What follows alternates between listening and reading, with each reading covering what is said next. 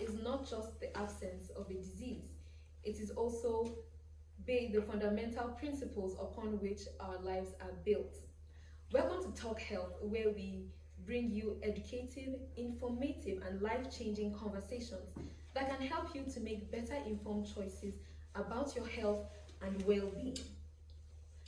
The month of June, all around the world, has been dedicated to creating awareness for men's mental health.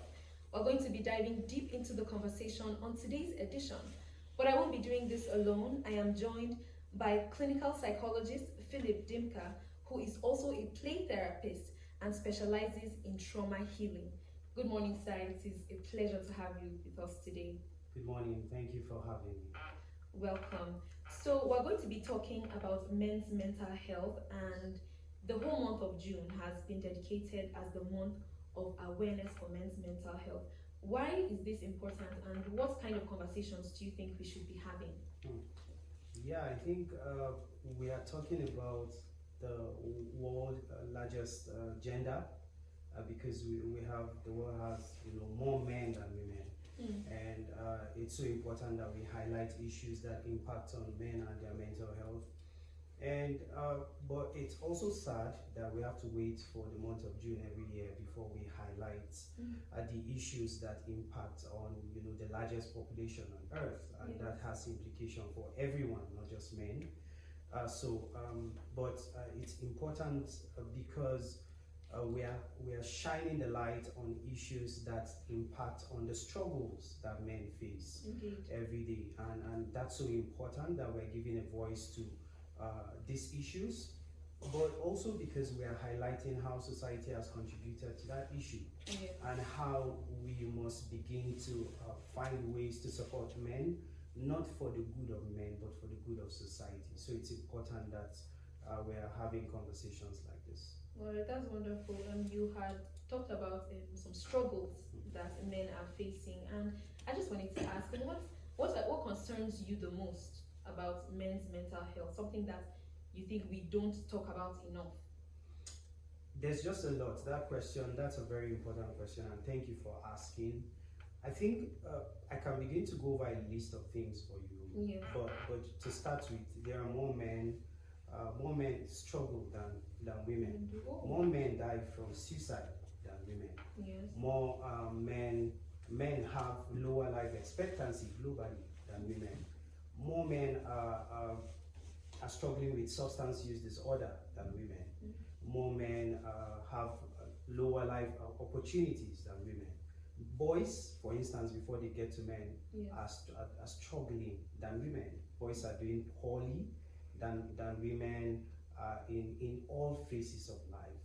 So you see, these are the issues. Men are struggling with depression, anxiety, substance use disorder, and so many challenges, the weight of the expectations of the society, and beyond that also, the disappointment that they feel with themselves, and that inability to even talk about all of the struggles. So really, these are the many concerns that are weighing on men and impacting on society and even women that really concerns me, that we should be given a voice to speaking about. Yes, definitely. I think that the general belief is that women suffer more than men do. Absolutely, but I disagree with that because the data does not support that. Because if you look at the data, more men are even struggling more than women. If you compare girls to boys, girls are doing better in academics, in writing, in science, in maths, poorly than men, if you check the global statistics. And if you look at men today, more men are actually struggling. There are more men in prisons than women. There are more men doing menial jobs than women. There are more men who are, you can go on and on, but the way society talks about it, they say women are going through a lot more than men. So nobody looks at the man and what he or he is going through. So is it safe to say that people believe women go through more because women share more? Yeah, I would agree with that. And people like to say women are more emotional than men, and that's not necessarily true. We are all emotional beings.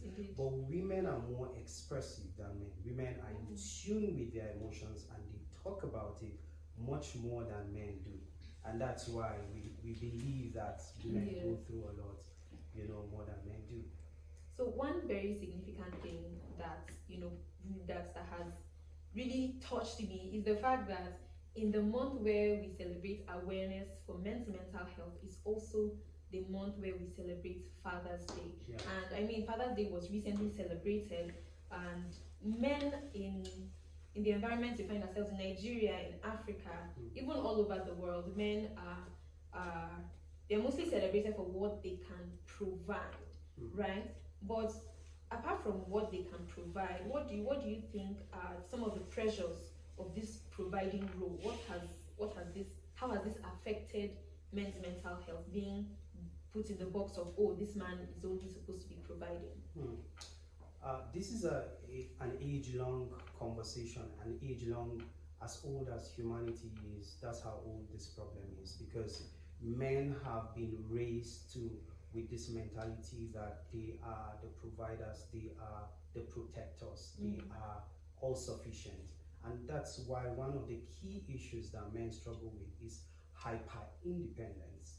I can handle it alone, when obviously you cannot handle it alone. Why? Because society has mounted a pressure. So every man in his DNA carries the tendency to just defend that belief that you are supposed to be the provider, and that if you are unable to provide, you are weak and something is wrong with you for not being able to. So that's one of the key driving factors for the mental health issues that men struggle with, because alongside that societal belief is a pressure on the man to meet up with that expectation. But today the economic realities, the social realities do not support that. So men cannot even pause to say, oh, it's not my fault, it's the economy. No. The man in his head is still beating himself for not being able to meet up with that expectation of the society for themselves. So it's a real struggle that is impacting on the mental health, the emotional, the psychological health, the social health, and the physical health and well-being of the man today. So for Father's Day, we celebrated different types of men: single dads, adoptive dads, every kind of man. And I'm sure you're a father. Yes. I hope that you got a Father's Day present. Well, I have to send a message ahead of time to remind them that tomorrow is Father's Day. Okay, so that they can prepare themselves. So do you think that. that there's a difference in the pressures that fathers face and compared to young male adults who are not yet fathers? Obviously, if you look at it, being a father automatically scales up the level of responsibility that a man has, whether physically, economically, socially and emotionally. Why? Because if you're a young man, you just have to perhaps deal with yourself and figure out life for yourself. But that does not make your struggle less than a father. But we are saying that in proportionally, a father has more people to cater for. A father has more responsibilities to handle for himself, for the wife, for the children, and for the house. All of the things that keep life going. So you can say that for sure, a father has to handle more weight, more challenges, more burden than a young man who does not have that responsibility.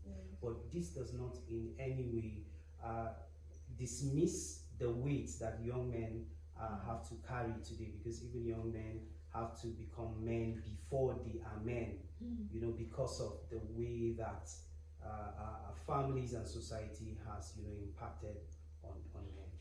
All right, thank you very much. That is so insightful. So I've been talking about the pressures that men have been facing, and truly, if you look at our society, men have indeed been facing a lot of pressure, from the kind of beliefs that they have been raised with to the kind of responsibilities that are placed on them. Now that we have established that these are the struggles, what are some of the warning signs to look out for to know that men are struggling mentally and emotionally? What are some of these signs you can look out for? Well, that's a very important question, and thank you for asking that. I like to begin with the fact that even for us as clinicians, clinically, we are beginning to see, for instance, if you take depression or anxiety we are beginning to see that for men, they display certain symptoms that people can miss. You know, for depression, we can typically say you have someone who is struggling with sadness or extended, persistent, sadness, hopelessness, and helplessness. But for a man, if he is depressed or anxious, you do not see sadness. You see aggression, anger. So if you encounter an angry man, would you say he's depressed? No, I would say he's depressed at all. Exactly, and that's why we miss men. If you see an angry man, you say, oh, this man is angry, this man is, immature. But he's depressed. Like you, he's anxious, he's struggling, but a man's way of communicating it is irritability, aggression, anger, outburst, restlessness. And another thing you notice for men, we call it escapist behavior. A man can become engrossed in his work, spend long hours at work as a way to cope with what he's going through. He can become trapped in his hobbies after work. He can go spend time, doing a hobby, or spend time, in certain behaviors like maybe gambling behavior and all of that. So for men, those are the signs you notice. You don't see a man sleeping that, oh, I'm depressed, I'm sad. No, you see an angry man, you see an irritable man, you see a disconnected man. He doesn't spend time with his friends, his family. He sneaks to work, he sneaks back in when everybody is asleep. He doesn't talk too much. You say, oh, this man is collected. But those are signs. They are all around us, but we miss out on them. So those are some of the things that you'll notice, and you know that, hey, this man is struggling. I see. And I think that the environment we find ourselves in just makes it harder for us to really point out and say, oh, this person is struggling. But what do you think our environment has contributed to men not being able to open up, even among their friends? Because men have friends, they have colleagues at work. In fact, some people say men get along better than women do. But why is it that it is difficult for men to have these conversations with their friends and in their circles? Well, there are so many small reasons, but at the heart of it is a big called traditional stoic belief that men have been raised with. That to be a man, you have to be manly. There are certain, you have to be coordinated, you have to be strong, you have to be firm, you have to not show emotions, you have to not cry, you have to not be vulnerable, you don't have to be weak. If you are, you're not a man. So that belief is at the roots of the issue that causes men to be the way they are today. So over time, over generations, society have reinforced that, traditional masculinity of who a man should be. So when men struggle, they don't open up. They can't be vulnerable. Why? Because society will think they are weak.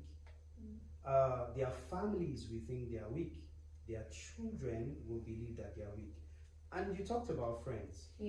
Truly, men don't open up to their friends. Why? Because they are struggling with the fear of being judged by their friends. Because every man has to have a car, a house, a bank account, at a certain age. So if I open up about my struggles, I will feel like an outgroup from my circle of friends. So I have to keep up an appearance to feel among, to show that I am in control of life.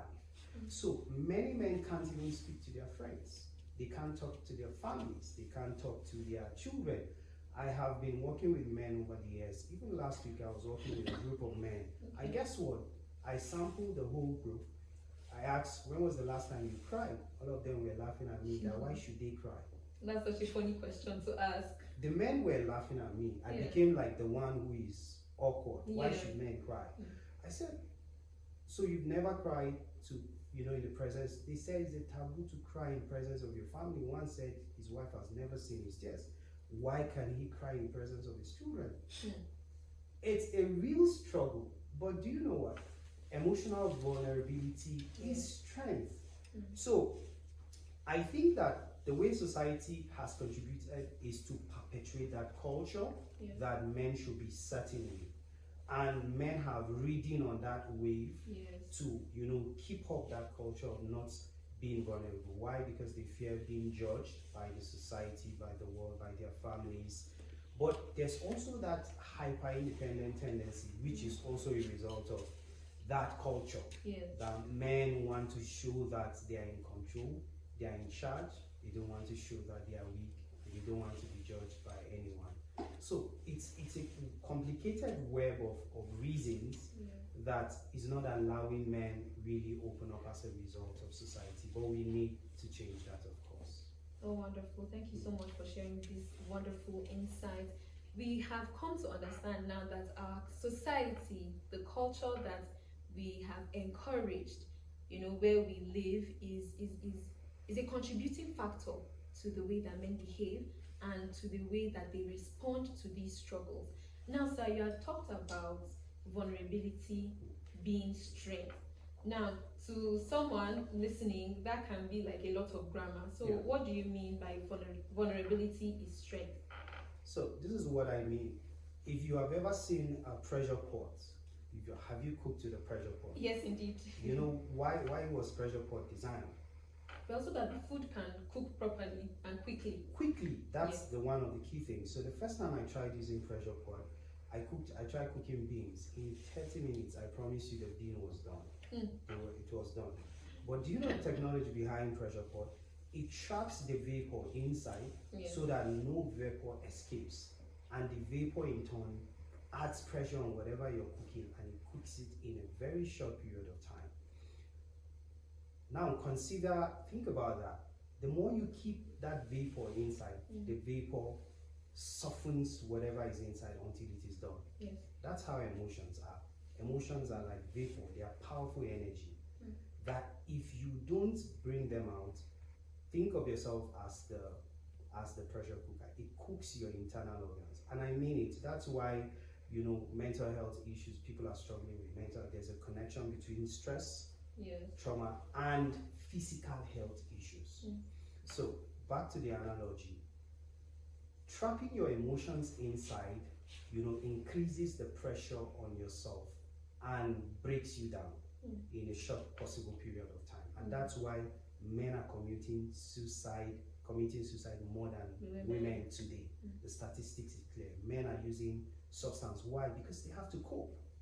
So vulnerability allows you to bring out their emotion in a safe environment where you are not judged, you are not laughed at, you are not seen as weak. So that's why it is strength, because you don't keep it inside. The more you bring it outside, the more you empower yourself to face tomorrow. Indeed. But the more you keep it inside, the less likely you are to face tomorrow. You die early. The global life expectancy for men is more than women today. And in Nigeria, it's worse. So help yourself by being vulnerable. Find someone you trust. Find someone who is safe. Find someone you can speak to release the pressure so that you can be strong enough to fight the battles. Yes, I've always been an advocate for more people to go into therapy. But if you think that therapy is too expensive, like you said, you can find someone you can trust and share these emotions and share these feelings with them. So right now we're going to be moving on, and we've established what the problems are, what the challenges are, and even the nature of our own challenges, what makes our own problems peculiar to us. But apart from challenges now, we're going to be moving on to what the solution can be. What are some of the healthy ways that men can begin taking care of their mental health? You had already spoken about finding somebody you trust and sharing, but what other things do you think that men can do to take care of their mental health? Yeah, so I'll have to begin with that same point because it cannot be overemphasized. Men should seek therapy. If you're a man, there's nothing wrong in seeking therapy. If you don't have money for therapy, like you said, find someone you trust. There's at least one person in the world that that you feel safe with and that you can trust, and share your burdens with them weekly. That way you feel lighter to go through life. But I think about taking care of yourself, men, one of the key, men need to find safe spaces. You need to find, places that you feel safe to open up to be yourself. That's very important. So that is connected to the first point. But I think one of the activities that help men to process is physical activity. Okay. Rather than punching your children, beating your wife, or fighting other men, insulting people, get into sports, run every morning, hit the gym, expend that energy. It helps you process, it helps your body process, and it helps you feel lighter, and it helps you deal with those issues. So that's another key thing that men can do. And really take care of yourself generally. Sleep well. Men need to lock in their sleep hours. Yes. You know, you need to sleep well. The more you regulate your sleep, the more the hormones and the neurotransmitters in your head, are balanced, the more you're able to regulate your emotions. So sleep well, drink a lot of water,